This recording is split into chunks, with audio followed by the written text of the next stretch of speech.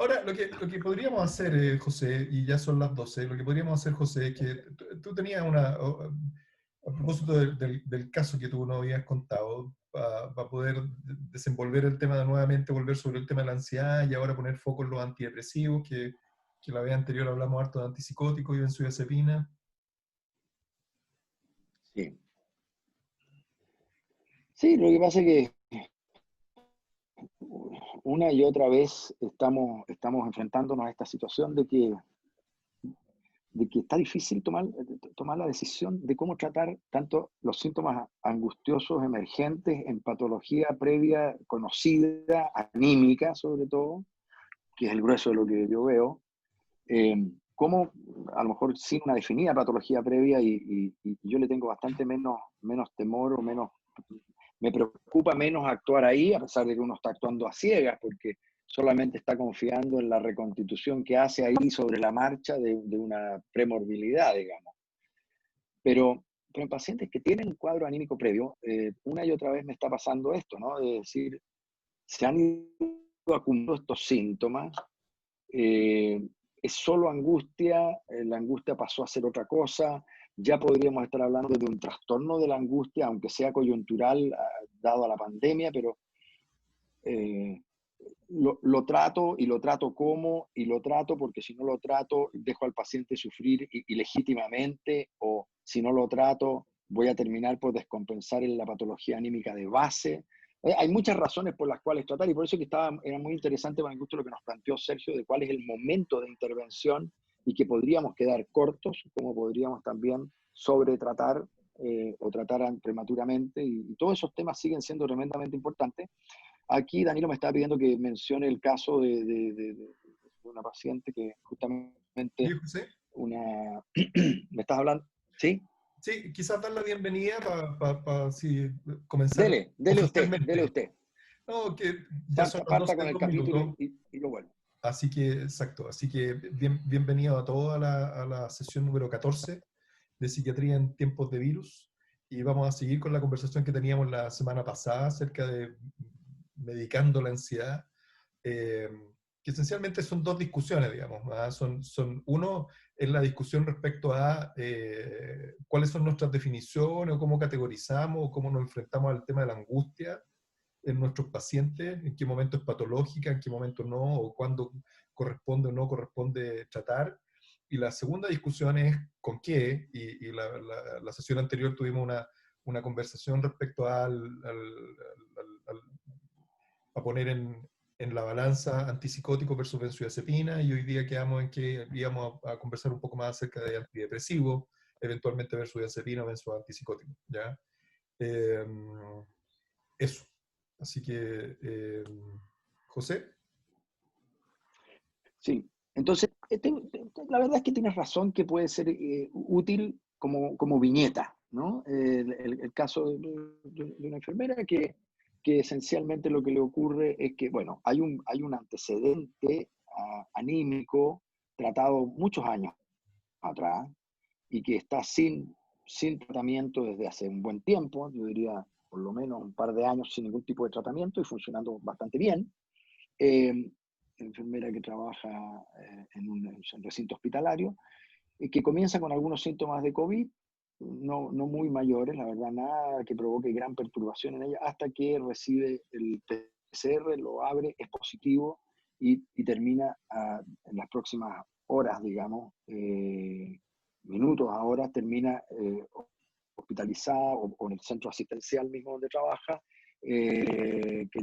pensando que va a ser intubada, con una certeza absoluta de que va a ahogarse y se va a morir, y esto no cesa, a pesar de que los primeros elementos van diciendo que esto no es lo que está ocurriendo, pero ella siente un ahogo muy, muy dramático, y hasta que la saturación le muestra que es 98 y la placa de tórax muestra que está limpia, etcétera, hasta que finalmente cambia el sufrimiento agudo y la certeza de muerte por una suerte de vergüenza, pudor, se desvive dando disculpas a todos los colegas de trabajadores de la salud que la están atendiendo en ese momento.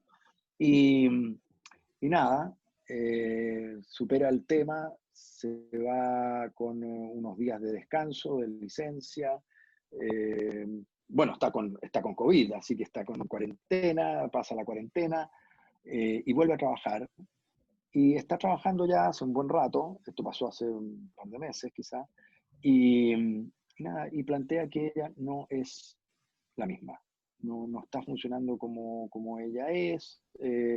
Hay niveles de angustia que yo ya puedo distinguir que no son solamente el temor a volver a reinfectarse, que podría ser, el volver a someterse a una situación de ese nivel de angustia y de temor, porque lo vivió muy traumáticamente, tuvo una crisis panicosa probablemente, pero muy, muy extrema, y por lo tanto puede estar solamente con una ansiedad anticipatoria de aquello que ocurrió nomás y que no quiere volver a vivirlo, pero la verdad es que si uno lo mira con cuidado, se llenó de síntomas de ansiedad, tanto que pareciera más algo así como una ansiedad generalizada lo que está viviendo hoy día. Cada cosa que produce, ¿no? Aspectos que nunca han sido de temor para él. Y ahí surgió la duda. Yo les puedo contar, si quieren ahora o después, lo que terminé haciendo, pero terminé haciendo una cosa bien anodina, bien como nada muy, muy intenso, nada muy claro. Lo digo al tiro, terminé dándole un cuarto de un IRS, un cuarto dosis terapéutica de un IRS y clonazepam. Y veamos. Y que duerma. Y tiene que seguir Pero trabajando. eso es en una paciente con diagnóstico de psiquiátrico previo. Sí, pero inactivo, por decirlo así, si es que existe tal cosa, hace mucho tiempo y sin tratamiento ya hace mucho tiempo. Porque, fíjate, vamos a revisar Trastorno un mayor poco del ánimo recurrente. Vamos a revisar un poco lo que habíamos hecho. ¿Puedo compartir, Danilo, o no? Sí, sí, sí. A ver. A ver. Sí. Ahí va.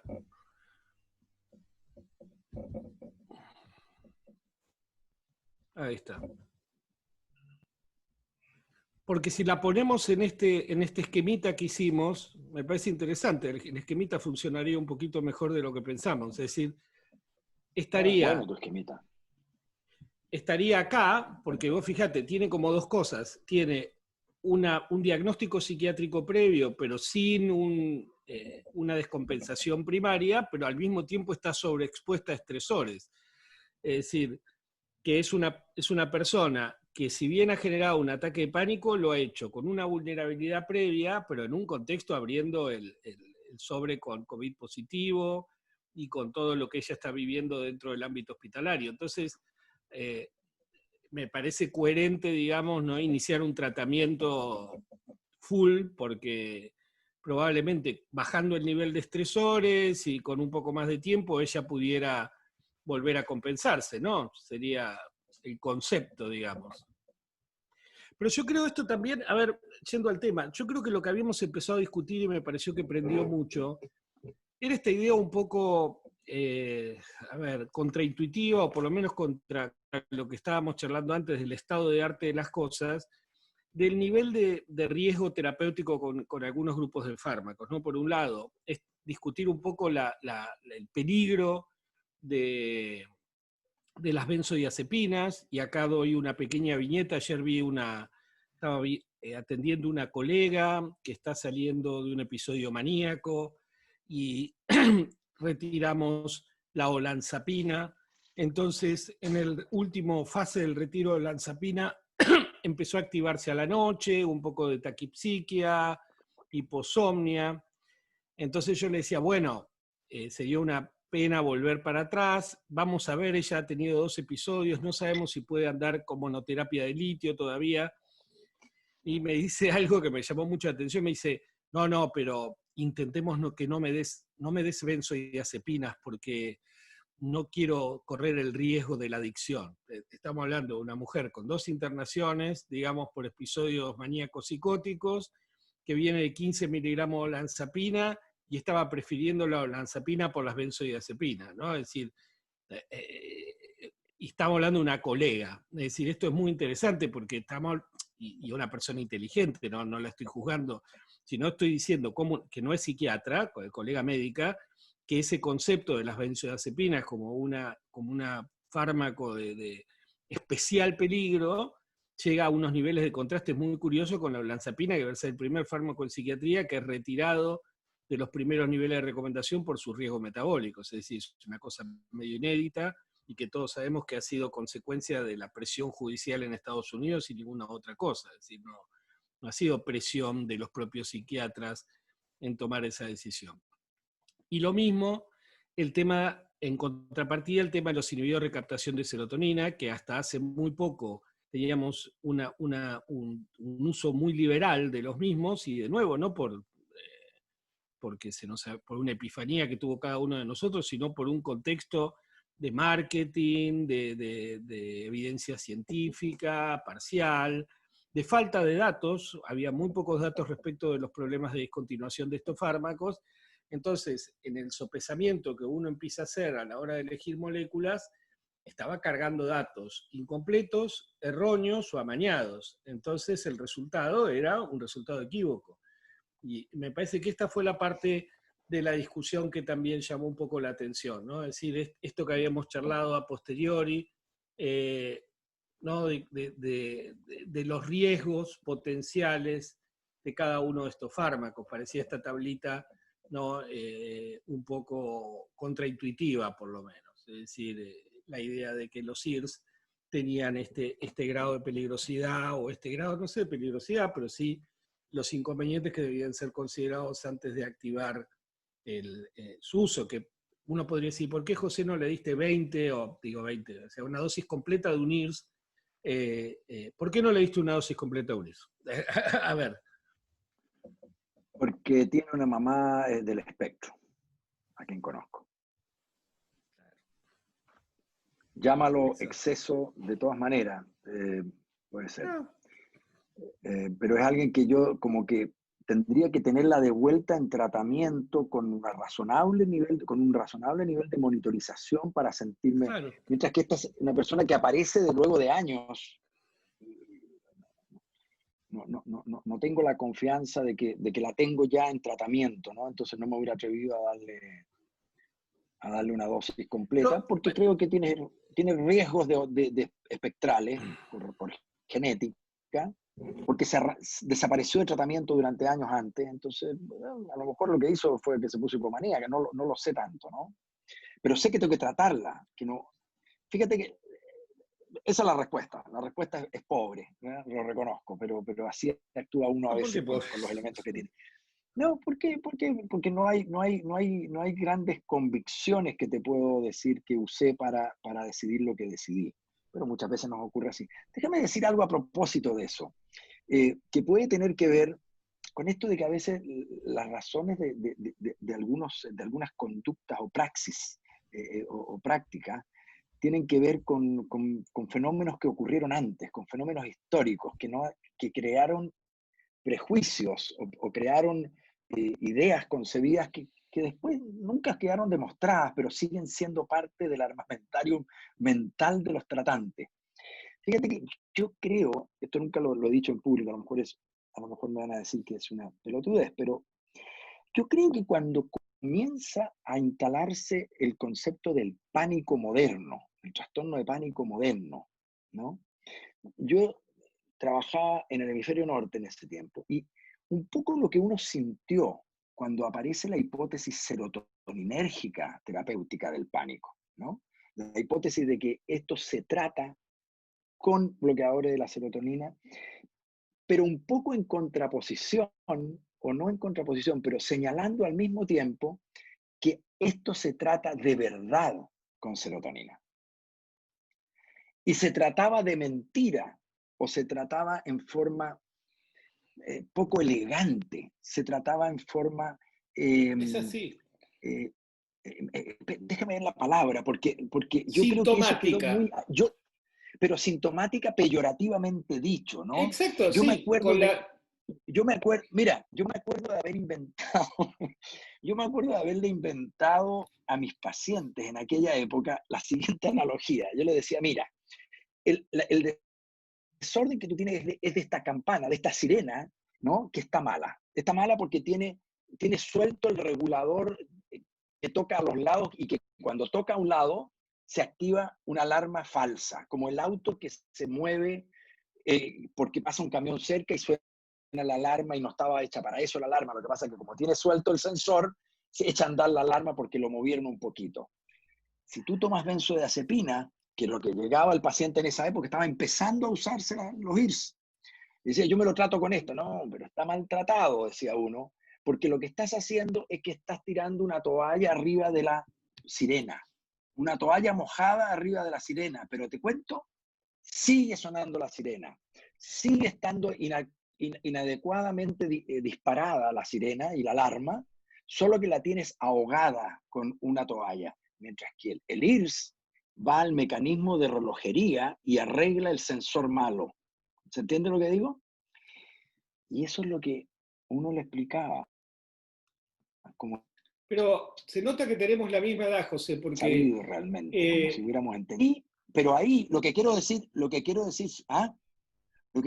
es que no es solo frente a la supuesta daño potencial o supuestos efectos colaterales excesivos de las benzo. Está eso por un lado, que estaba sobrevalorado y no hay ninguna duda que está, pero también era esta como categoría más baja de la manera de arreglar lo que estaba funcionando mal, una categoría más paliativa, más sintomática. Sí. Sergio. Sí, yo quería contar no sé si, creo que vale la pena contar este cuentito, no sé si todo el mundo lo conoce, yo supongo que sí, pero lo podemos repasar en voz alta. Y es el siguiente, hasta más o menos, bueno, no hasta más o menos, no, hasta entrados los 80, los únicos antidepresivos disponibles eran los antidepresivos tricíclicos y los IMAO. Esto era lo que teníamos, ¿no? Entonces, eso... Y habían sido parte de ese nuevo arsenal terapéutico que teníamos los psiquiatras, pedíamos un electrocardiograma, había por ejemplo, algunos tricíclicos en ampolla, entonces había goteos de antidepresivos, es decir, los antidepresivos todavía estaban dentro de ese territorio, no voy a decir oscuro, pero sí en cierta medida cavernoso, que era la psiquiatría y la psicofarmacología. Para los 80, desde un laboratorio, el mismo laboratorio que se va a terminar sintetizando las drogas que fueron llamadas empatizantes, es decir, el éxtasis, surge la fluoxetina. La fluoxetina es un derivado del éxtasis, no el éxtasis de la fluoxetina, vale la pena decirlo. Esto es obviamente un compuesto de Eli Lilly, un laboratorio poderosísimo en ese momento, y aparece el concepto de marketing de que la fluoxetina era un antidepresivo sin los efectos cardiológicos de los inhibidores de los tricíclicos. Esto fue, los que estuvimos presentes así, esto era así. Con un tricíclico la gente se muere de bloqueo auriculoventricular, con la fluoxetina usted lo puede dar sin pedir el electrocardiograma y qué sé yo. Pero la otra cosa que hay que recordar... Y los IMAOs que ya contaban con suficiente susto dentro de la profesión, digamos, porque teníamos los síndromes serotoninérgicos y teníamos todo aquello. Exacto.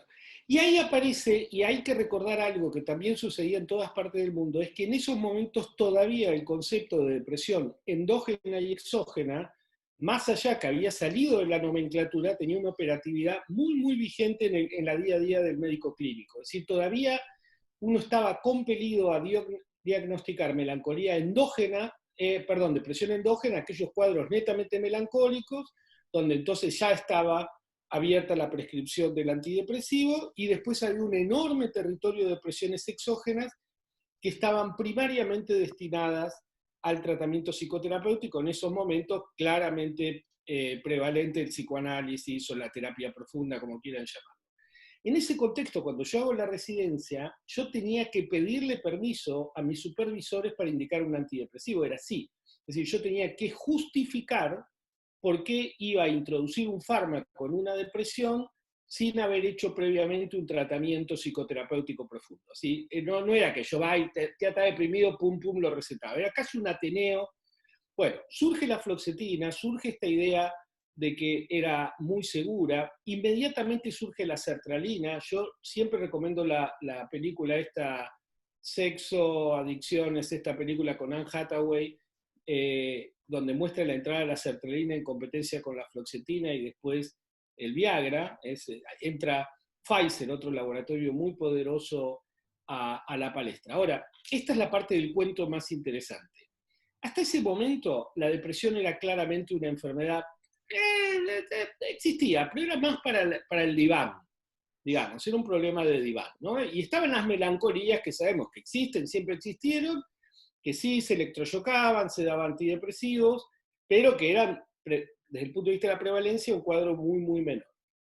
Entonces, ¿qué sucede con la salida de la fluoxetina? Aparece un dato, que es el que vamos a repetir ahora sistemáticamente, casi como un salmo, que es la primera causa de morbilidad en el mundo. Este es un dato, ¿se acuerdan? En fines de los 80, Banco Mundial, Escuela de Salud Pública de Harvard, y aparecen dos grants irrestrictos millonarios, uno de Eli Lilly y otro de Pfizer, que son vinculados a la Organización Mundial de la Salud y a la World Psychiatric Association, para entrenar al personal primario de salud en la detección de depresión a nivel del tercer estamento de salud, para la administración rápida e inmediata de estos fármacos que aliviaban la enfermedad, que era la primera causa de morbilidad en el mundo. En Latinoamérica, esta iniciativa tuvo especial pregnancia porque había un hombre al cual yo admiro, que se llama Isaac Lebab, al frente de la Organización Panamericana de la Salud, que tomó la idea y empezó a hacer de manera muy, muy inteligente un entrenamiento de médicos generales, enfermeros, peluqueros de mujeres y sacerdotes para la detección de depresión. Y es el mismo momento que aparecen estos cuestionarios autoadministrados con 3, 4 preguntas de ¿usted está triste? ¿Está un poco más ansioso que de costumbre? ¡Pum! Ya tiene depresión, ¿no? Y esto era cada vez más facilitado el diagnóstico de depresión.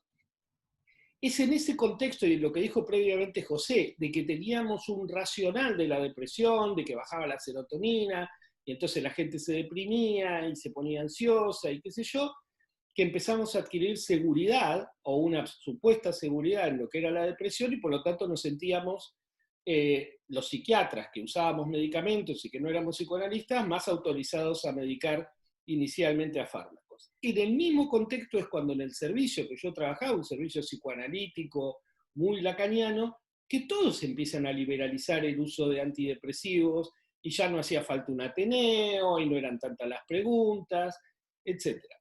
Cuando yo, hablando con Isaac Lebab, le pido que me muestre los módulos de entrenamiento de la Organización Panamericana de la Salud para la detección de depresión en el tercer estamento de salud, con el que se entrenaba a médicos generalistas, insisto, peluqueros, enfermeros, etc., en ninguna parte, pero en ninguna parte de los módulos mencionaba la posibilidad de que una depresión fuera parte de un trastorno bipolar. En ninguna parte.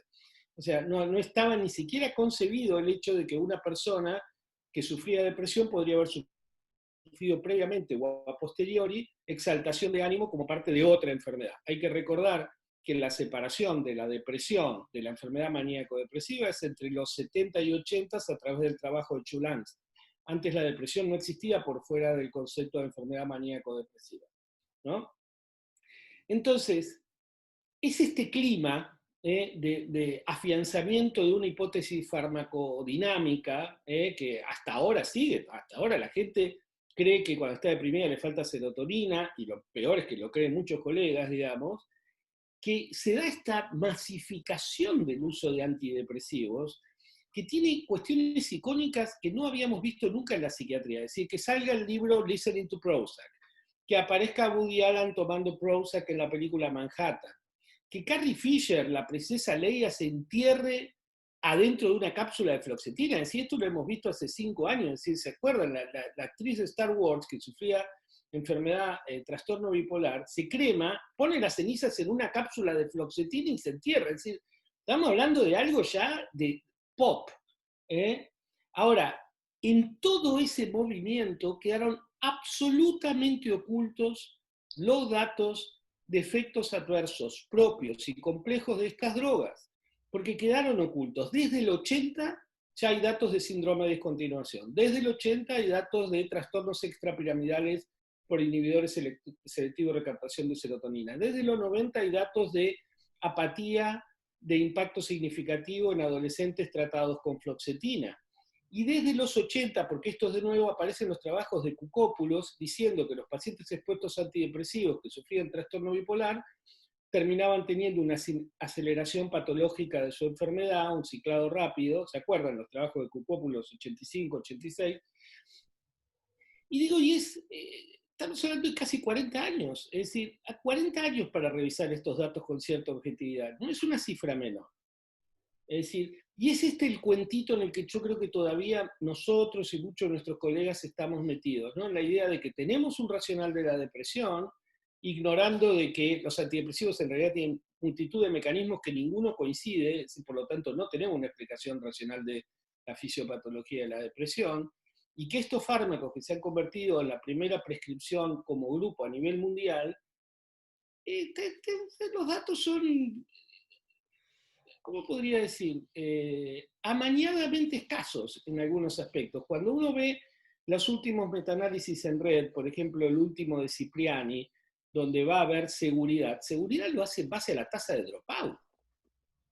Eso es un chiste. O sea, el problema de seguridad es para aquel que sigue tomando el fármaco, no para aquel que lo dejó. No sé si se entiende. Es como, uno lo lee y lo dice, sí, claro, la tasa de dropout es lo que tenemos en el estudio, pero el que no toma el fármaco no tiene peligro. El peligro que yo tengo que valorar es para aquel que sigue tomando el fármaco. Todo esto sucede con una liberalidad que es muy llamativa. O sea, o la gente tuvo una ACV frontal, cuando digo la gente me refiero a la psiquiatría, o quedamos inmersos en un relato, como se dice acá en la política argentina, que nos ha distorsionado mucho la capacidad de juzgamiento. Oye, Sergio, quizás puedes dejar de compartir la pantalla, ¿no? Sí, en eso estaba, me olvidé. Ahí está. Sí, sí. Para ponerlo también en contexto, lo que tú estás diciendo, Sergio, es que esto cuajó probablemente ya este año, y ya no me acuerdo si este año o el año pasado, ya estoy medio perdido, digamos, Es que este año no ocurrió. Cuando ocurrió, digamos, de que aparece la recomendación de la guía inglesa de que, La NICE. claro, si usted le va a indicar un antidepresivo a una persona, adviértale que puede ser muy difícil de dejar, ¿ya? O sea, efectivamente, todos estos datos que tú estás hablando acerca de los síndromes de retirada, y no solamente los síndromes de retirada que ocurren en cortos plazos, digamos, sino que los síndromes de retirada, que son otros cambios adaptativos que pueden ocurrir en el largo plazo en los pacientes con depresión, pueden ser muy serios y han sido subestimados en ese sentido en todo este tiempo. Tanto así, de nuevo, para que una guía clínica recomiende que el clínico debiera advertir a los pacientes de que estos son fármacos difíciles de retirar, ¿ya? O sea, estamos hablando de esa manera. Y eso, de nuevo, es, como dices tú, relativamente escandaloso, digamos, siendo que son fármacos que ya existen 30 y tantos años, digamos, ¿ya? Y que si uno va a buscar esos datos, ¿ah? Y hay gente que lo ha hecho, digamos, están desde el comienzo, están desde el día 1, ¿ya?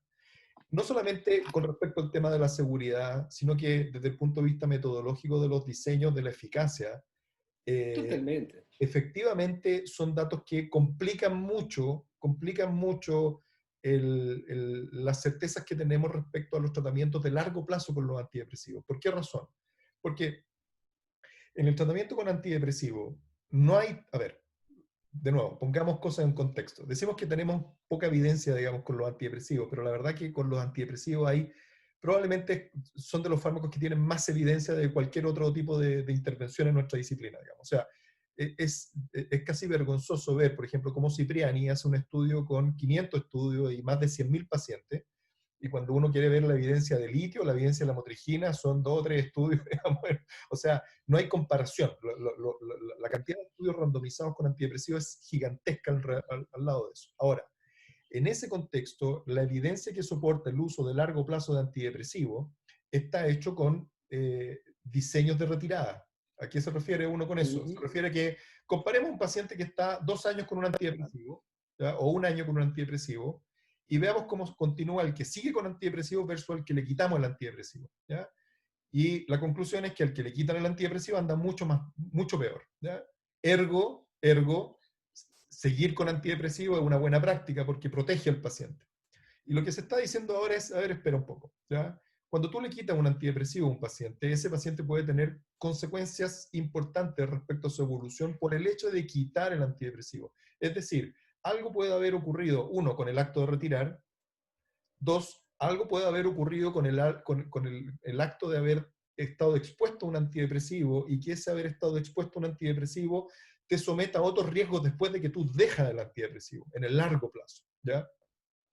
Ahora, por ahora, eso todavía es tierra de nadie en el sentido de cuál es la verdad de ese tema, pero por lo menos hay que mirar los estudios de largo plazo desde esa perspectiva, ¿ya? Desde la perspectiva de que efectivamente usar antidepresivo en el largo plazo no necesariamente puede estar protegiendo a alguien, sino que a lo mejor están puestos ahí porque si uno se lo saca le hace peor, ¿ya? Pero no es porque lo esté protegiendo, es porque nada, se quedó ahí el medicamento y no lo pudo retirar, simplemente, ¿ya?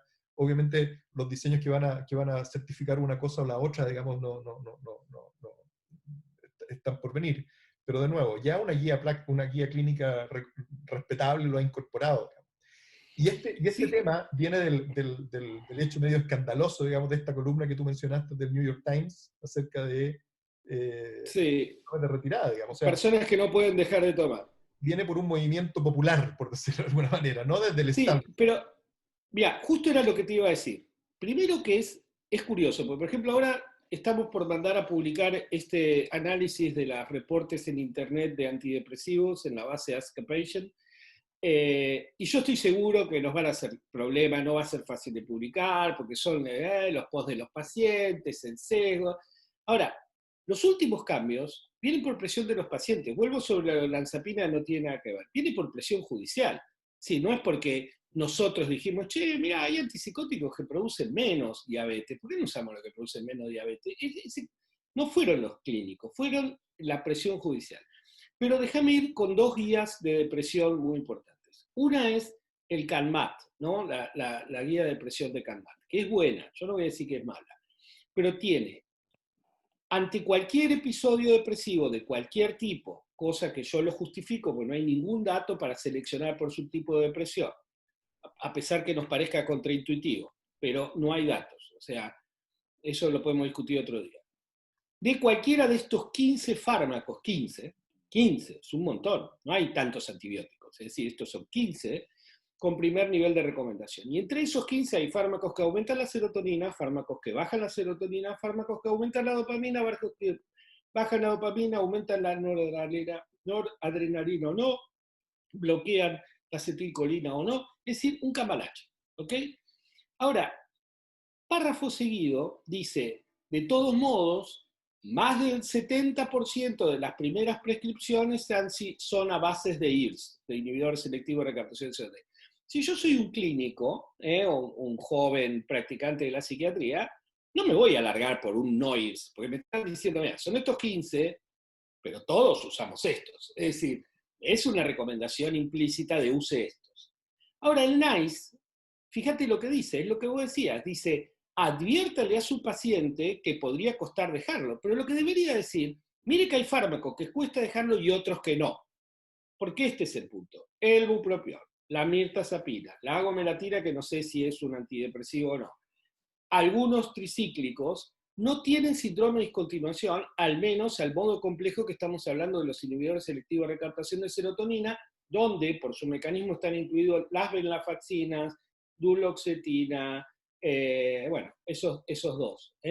Entonces, sigue habiendo cierto cinismo, sigue habiendo cierto delegar en el paciente la responsabilidad. Acá los clínicos tenemos que tomar una decisión. Si yo voy a iniciar un tratamiento, tengo que iniciarlo con aquel que tenga menos riesgo a largo plazo, y esos son fármacos que no producen síndrome. Estamos hablando de depresión, no ansiedad, ¿no? Nos escapamos un poco de la discusión. Entonces, cuando volviendo al caso que presentó José al principio, esta paciente estaba libre de síntomas, hacía rato que no tenía que gastar plata en el psiquiatra, le detectan COVID positivo, hace un ataque de pánico que personalmente yo hubiera hecho ataque de pánico, me hubiera hecho encima, y otra que papelón con mi colega, usted me conoce, es un escándalo, también salió en el diario, digamos, en la misma circunstancia que esta colega, la enfermera. Arrancar con un fármaco, que después de todo esto va a tener que estar rezando para poder sacarlo sin problema, eso tiene que estar en el racional. Es decir, que es lo que planteábamos en esta filmina que generó un poco de polémica, ¿no?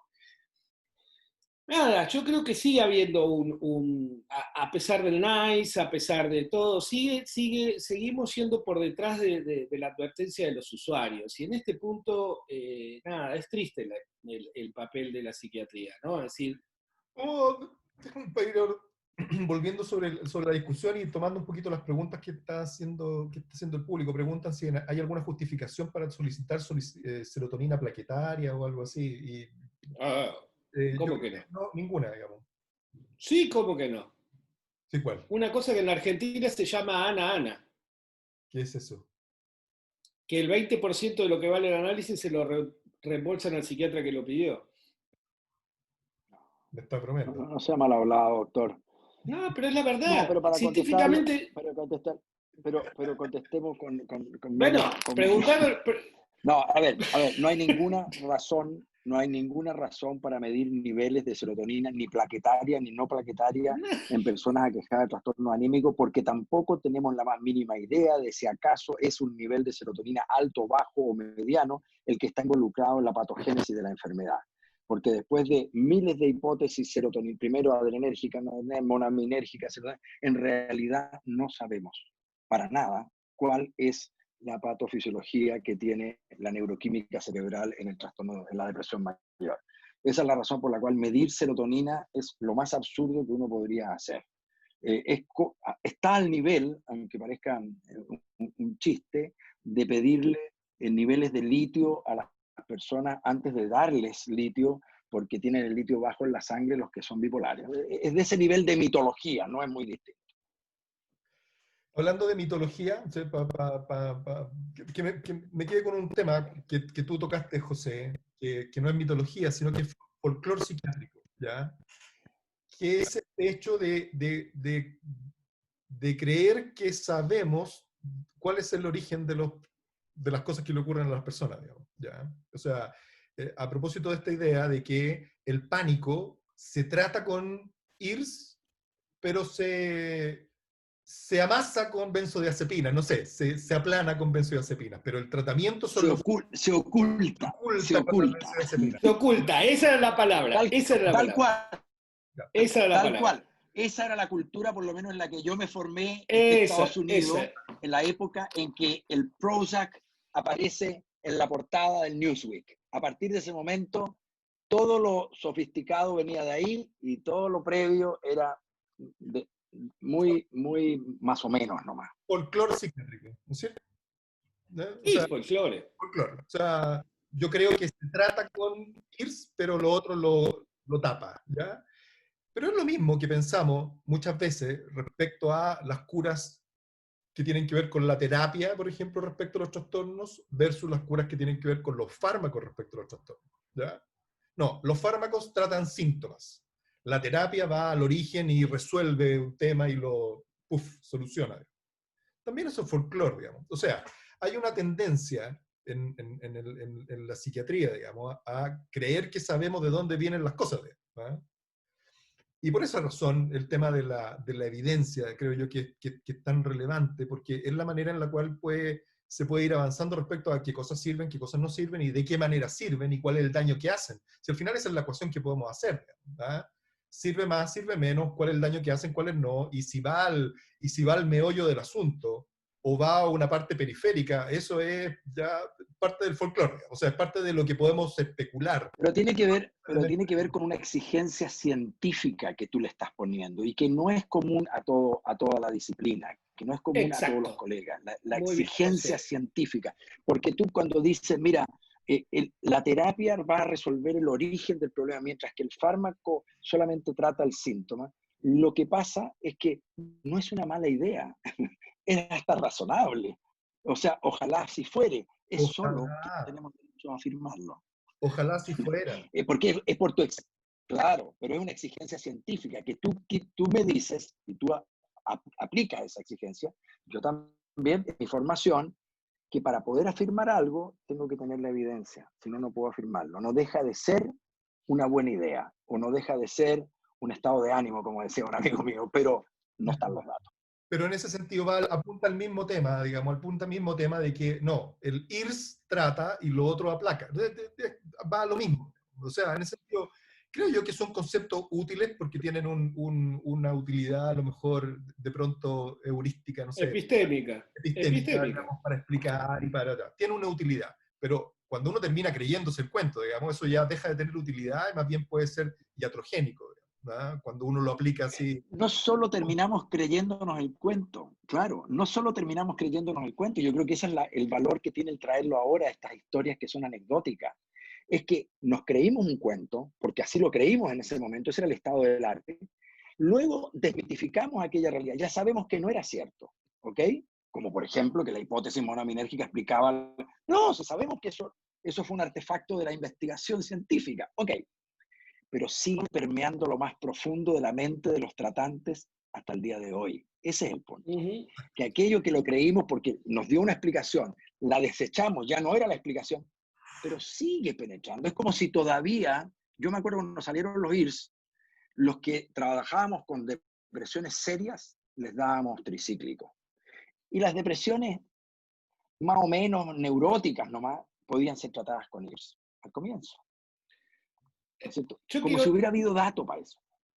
Yo quiero tomar una pregunta acá que hizo Carmela Rivadeneira para dos cosas. Una, para contestar la pregunta que hizo respecto de si el retiro gradual de inhibidor selectivo de recaptación de serotonina es lo conveniente, pero otra para mostrar cómo este tipo de dialéctica que estamos discutiendo se da también en otros ámbitos. Por ejemplo, ¿qué le dice el psicoanálisis? Porque se lo dice todavía respecto del manejo de los trastornos de ansiedad con técnicas cognitivo-comportamentales, que evitan los síntomas, pero dejan el trauma que originó el síntoma sin tocar. Esto es lo que acusa el psicoanálisis.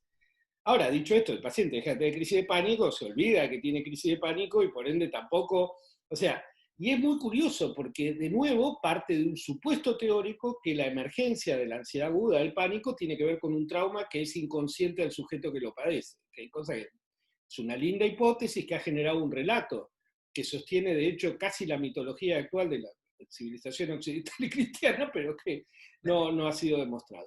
Ahora, lo segundo es, y vamos a la parte farmacológica, el retiro gradual. Lo increíble, y esto hay que adjudicárselo a un hombre que es Giovanni Fava, es que sí, obviamente hay que retirarlos no lento, re lento. Muy más, cuanto más lento lo retirás, más chance tenés de retirarlo. Eso es lo que uno le tiene que decir al paciente. Vamos a hacerlo lento porque esto nos permite aumentar la posibilidad de poder retirarlo. O sea, no es que no se lo quiero retirar, se lo quiero retirar. Porque la gente dice, sáquemelo de una Sergio, vez. Dilo, Sergio, ¿qué es lento? ¿Qué es lento? Dilo. No, hay muchos lento colegas que tienen diferentes niveles de experiencia. meses. No, lentísimo. Meses. No, pero ¿qué? Un cuarto de dosis terapéutica. Ok, vamos por ejemplo, vamos de 100 miligramos de sertralina. 100 miligramos de sertralina. Yo puedo bajar de 100 de sertralina a 50 relativamente rápido. Por ejemplo, de a 25% de la dosis cada 15 días, 3 semanas, sin riesgo. ¿Por qué? Porque llegado a 50 todavía estoy en rango terapéutico. De 50 a 0, meses, y mirando al paciente, no mirando el schedule, es decir, mirando al paciente. Lo aprendí de vos, limando la pastilla. Es decir, pásele la lima 3 veces. O sea, cuanto más lento, mejor. Ahora, lo que sí menciona Fava, y que yo, a ver, por supuesto Fava es una hipótesis clínica de ver pacientes, de ver muchos casos, es que hay personas que a pesar de todo no pueden retirarlo, que empiezan a tener un síndrome de discontinuación de tal magnitud que es intolerable, no hay manera, y esto es lo que se llama síndrome de toxicidad comportamental, que es diferente a lo que preguntaba Daniela sobre aplanamiento afectivo, lo hablamos la vez pasada. Abro un paréntesis, el aplanamiento afectivo por los IRS no es un efecto adverso, es el efecto que produce. Es decir, no es, después, si lo producen en la medida justa, es efecto clínico. A medida que empieza a aumentar el efecto, es efecto adverso, pero es un efecto de clase. Ahora, volviendo a síndrome de discontinuación. La toxicidad comportamental, la toxicidad que menciona Fava, es alteraciones en el curso evolutivo de la enfermedad. Ahí hay un cruce con trastorno bipolar muy complejo que vamos a tener que examinar. O sea, hace rato que tenemos sospecha de que estos fármacos cambian, estamos hablando iatrogénicamente, el curso evolutivo de estas enfermedades a largo plazo. O sea, ya no solo no sabemos si ayudan a prevenirlo, como decía Danilo, porque no sabemos si es que previenen la recaída depresiva o la discontinuación, cosa que es terrible admitir en términos científicos, ¿no? Es decir, yo no sé si tengo que continuar el fármaco porque hace bien o porque no puedo dejar de tomarlo, esto es terrible, digamos, sino que incluso podría producir ciclado rápido, aparición de fenómenos bipolares, aparición de fenómenos somáticos no explicados de otra manera.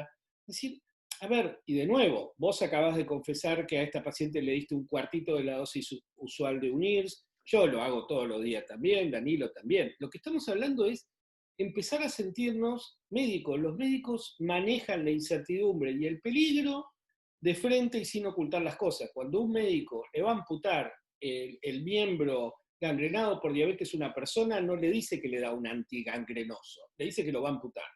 Entonces el paciente sabe que de ahí en más ese miembro le va a faltar. No es que se lo van a reparar. Digo, porque si no, de la misma manera, cuando yo doy un IRS y tengo esta constricción del espectro de respuesta emocional, para alguien como yo que tiene trastorno de ansiedad puede ser una panacea. Para una persona puede ser simplemente sacarlo del mundo emotivo, es decir, dejarlo metido dentro de una botella. Entonces, hay que explicar, o sea, tenemos que entrar en la medicina en serio.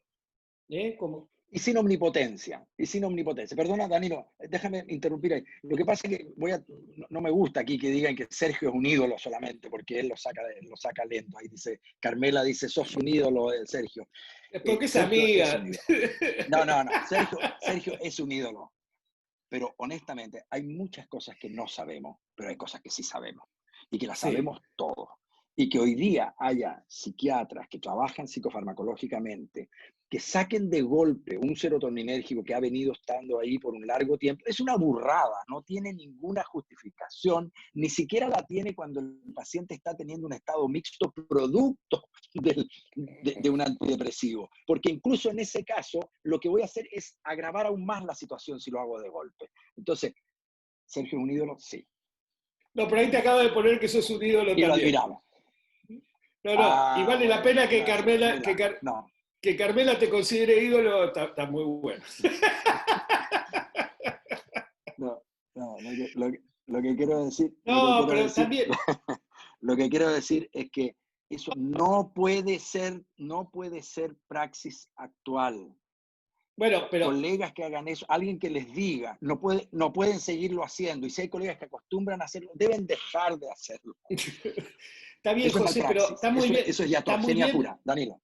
Está muy bien, perdón, y con esto paro, pero está muy bien lo que dice Carmela, porque hay que ver que muchas de las cosas que ven los psicólogos no las vemos los psiquiatras porque no accedemos a cómo está tratando un colega. En cambio, los psicólogos sí acceden al tratamiento de varios psiquiatras y pueden tener un nivel de juzgamiento diferente. Vos hiciste acá la mención de la litemia previo a dar litio, ¿no? Que uno va a decir, qué burrada. En la encuesta que hicimos de uso de litio en la Argentina, el 25% de los psiquiatras dijo que lo hacía.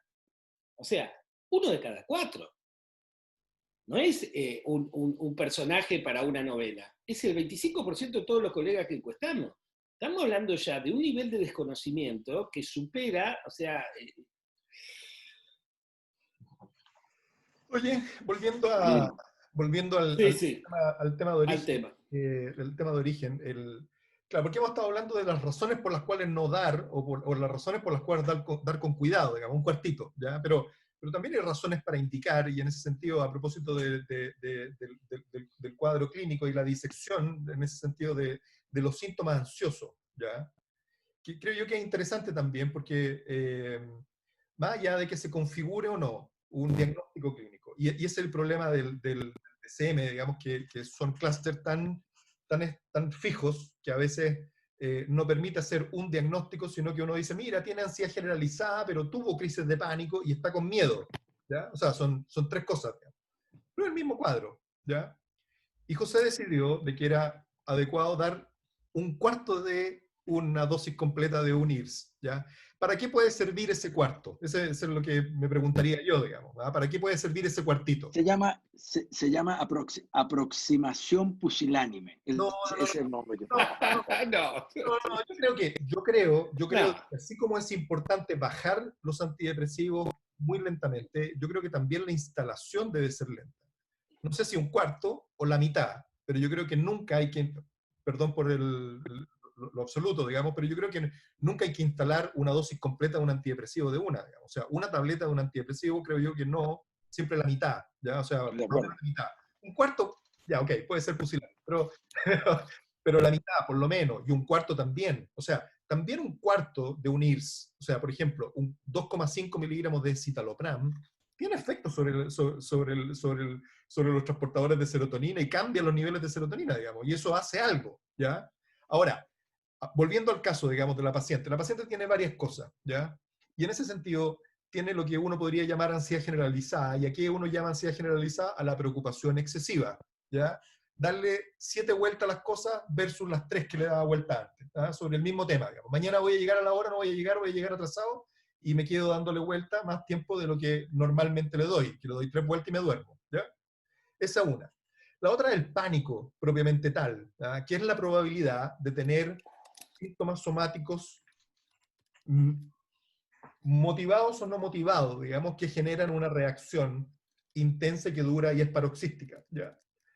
Puedo también tener preocupación o anticipación frente a los síntomas que generaron el pánico o respecto al pánico en sí mismo, que es lo que llamamos ansiedad anticipatoria, ¿ya? Y puedo tener reacciones fóbicas. Las 3. O puedo tener reacciones fóbicas en relación a las situaciones que yo asocio con el pánico, que es la agorafobia, ¿ya? Que si me cuesta mucho hacerlo, es una agorafobia intensa, y si lo puedo hacer pero con esfuerzo, es menos intensa. Probablemente el IRS, en ese sentido, probablemente el aumento de serotonina, sea bueno en disminuir la cantidad de vueltas que uno le da a las cosas, ¿ya?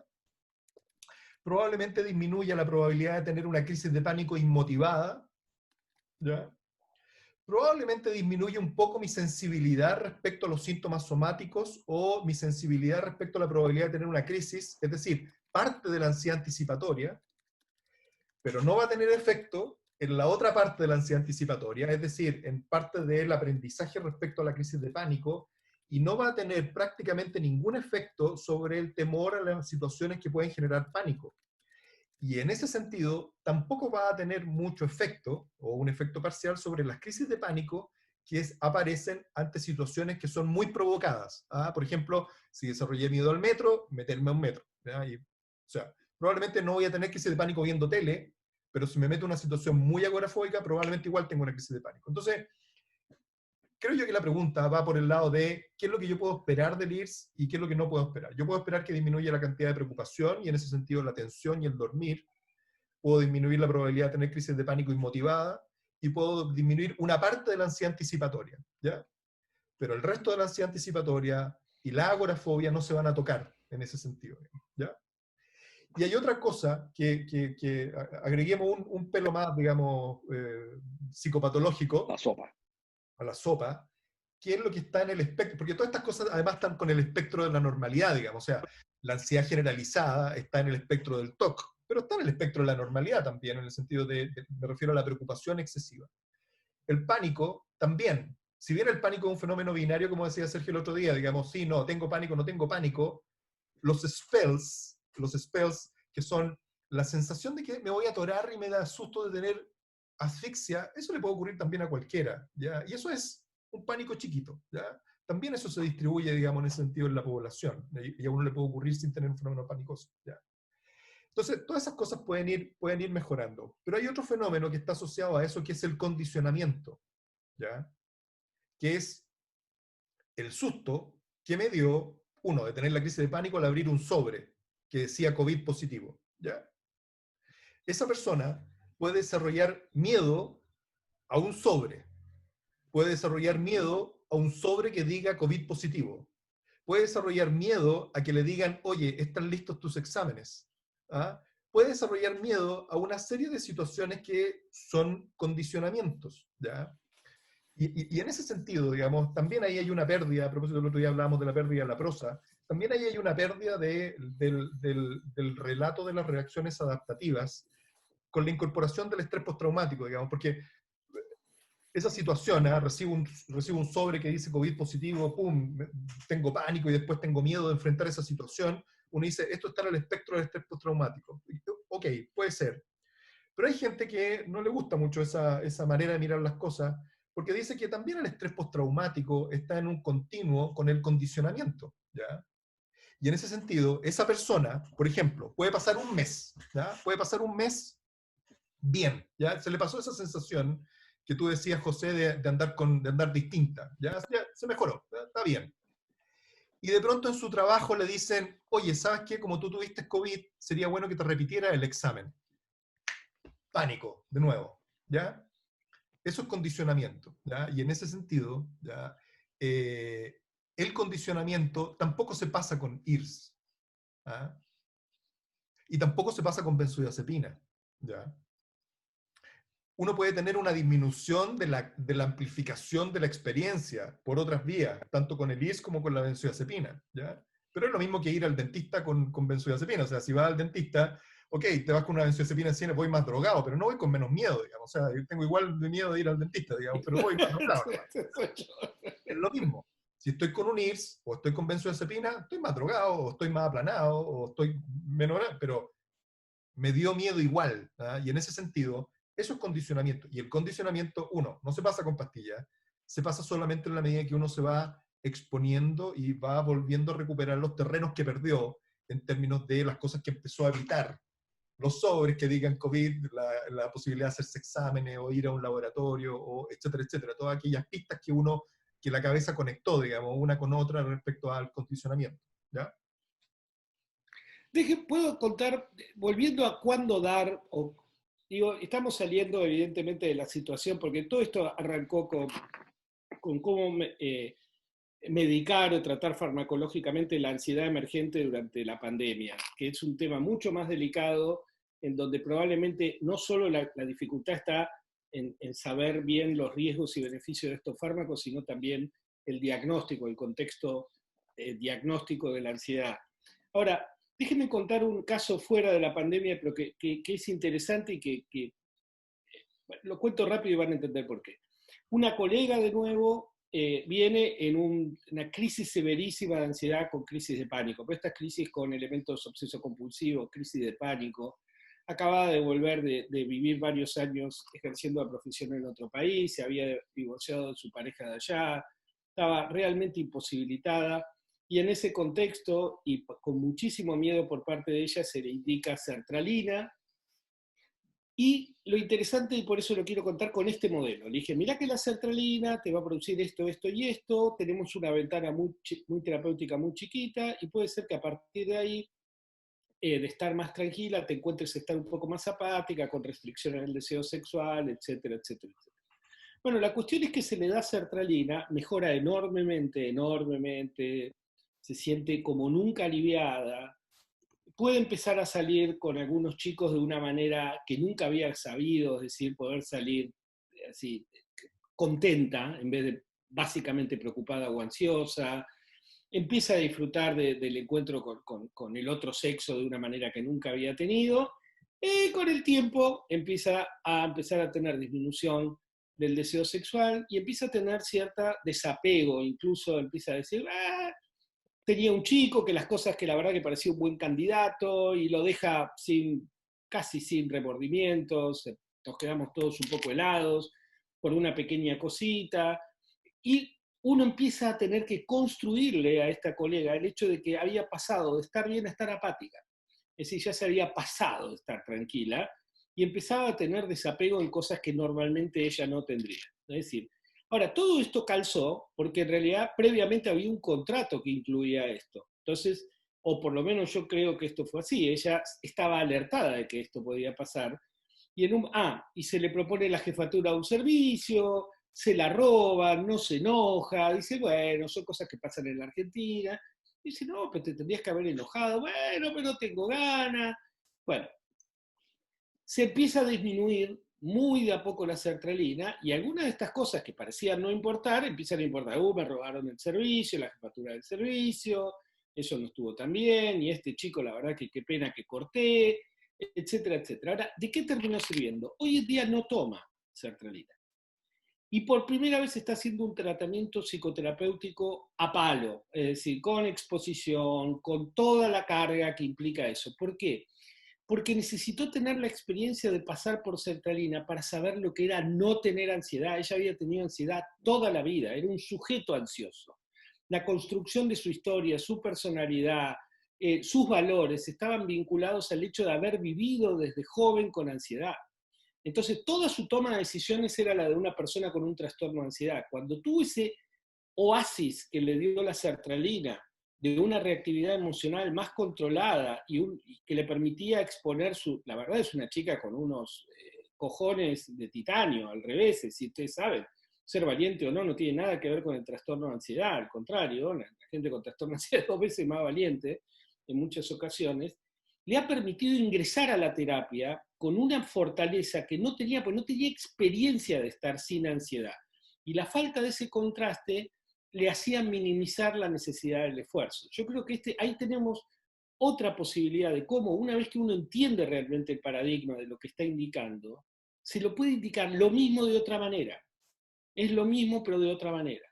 La droga sigue siendo la misma, los mecanismos moleculares siguen siendo lo mismo, a nivel sináptico sigue siendo lo mismo, pero el manejo contextual, el paradigma con el cual se administra es totalmente diferente y la respuesta es totalmente diferente por parte del usuario y por parte del clínico que lo ve, porque la persona que hacía la psicoterapia estaba atenta a que podía producir la apatía y la detectó enseguida. Entonces ahí yo creo que es otra manera, porque si no parece que tenemos que entrar y hacernos, ¿cómo se dice?, cientólogos y comernos las placentas, digamos. Es decir, no se trata de eso, se trata de adquirir o sea, porque cuando uno incorpora estos efectos adversos de los fármacos, lo que uno está incorporando es un mejor conocimiento del fármaco, no miedo al fármaco. Es decir, uno lo está entendiendo mejor. Y hay que preguntarle a los pacientes, y hay que escuchar lo que responden también. Porque exacto. Está eso, ¿no? Nuestra visión apodíctica de que algo es así, pero a lo mejor no lo es. Yo quiero decir la contrapartida de lo que tú dices. Todos tenemos pacientes, Sergio y Danilo. Yo tengo varios, por lo menos, que efectivamente quedaron con un IRS crónico y que hoy día y 1000 veces son capaces de decir pública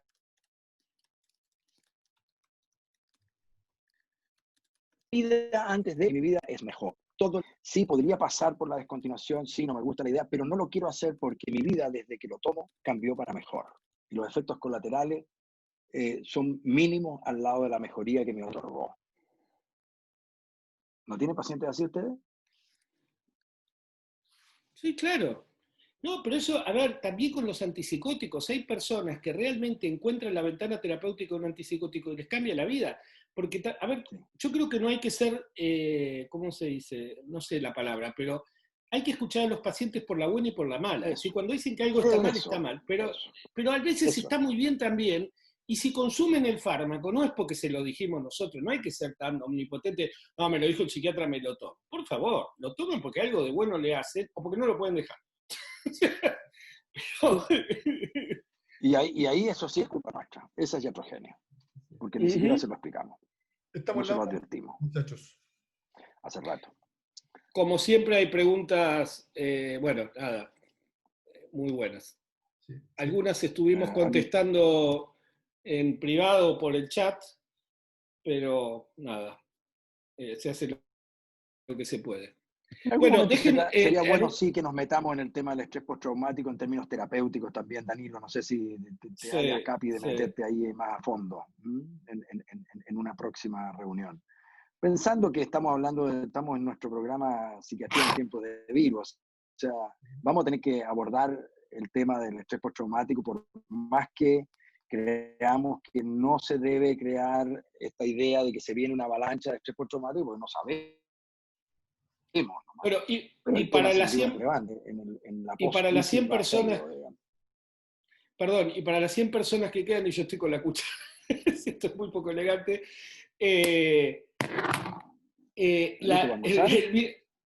ahora. El viernes que viene vamos a tratar un tema que acaba de salir esta semana en el New England Journal of Medicine un artículo de fondo, uno de estos de review, State of the Art, sobre bipolar disorder. Y vamos a tomar ese artículo para discutir un poco lo que charlamos en algún momento cuando estuvo Amado Nieto, que es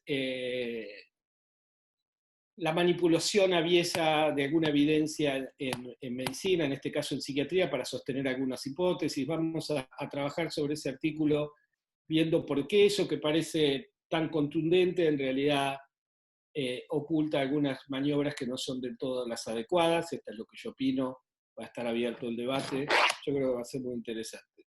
Eso. Oye, no, Daniela nos pide ciclo circadiano. Ciclo circadiano, sí. ¿Aló? Sí, sí. Allá. No, siguen entrando preguntas, yo estoy... Está muy buena. Sí. Cuando un antidepresivo provoca exaltación Está. a corto plazo y no lleva más de 2 o 3 semanas y se pesquisa inestabilidad, si hay que hacer lo mismo. No, 2 o 3 semanas es poco tiempo, digamos, y uno puede salirse rápido. Sí, no debiera ser tan complejo, digamos, antes de un mes. Escucha, me están pidiendo todos el artículo de Fava, lo vamos a poner en practicaspsiquiatrica.com. En realidad son una serie de artículos, no es que es uno solo, pero los tres principales los vamos a poner. Eso. Ya pues, la próxima semana entonces neuroprogresión y trastorno bipolar. Nos vemos y Desde Radio Zombie. Querido, Chao Sergio. Chao José. Chao. Bien.